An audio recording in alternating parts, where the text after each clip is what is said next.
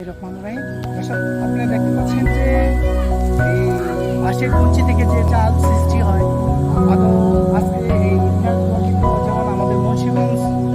বিশেষ করে আমার যে নিজস্ব এলাকা ছিল ইউনিয়ন সেখানে সেই বাঁশের কঞ্চি দেখতেই পাচ্ছেন যে বাঁশের কঞ্চি থেকে চাল উৎপাদন হয় এবং চাল তৈরি হয় আসলে যে একটা নজিরবিহীন ঘটনা ঘটতে যাচ্ছে যে এখানে এমনই অবস্থা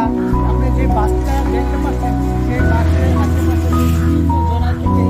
কঞ্চি থেকে যে চাল সৃষ্টি হচ্ছে সেই চাল সৃষ্টি একটি আসলে নজিরবিহীন ঘটনা। নজিরবিহীন ঘটনা যেমন বিভিন্ন এলাকায় দেখা যাচ্ছে এমনিভাবে আমাদের মুন্সিগঞ্জ জেলা সেই সিলেট ইউনিয়ন আমার নিজের ইউনিয়নে দেখা যাচ্ছে যে আসলে সেই বাসের কঞ্চি থেকে দর্শক আপনারা দেখতে পাচ্ছেন এই যে আমাদের যে কঞ্চিগুলো সেই কঞ্চিগুলোতে এখন সেটা আমাদের এই এলাকার লোকজনও জানতে পারতো না,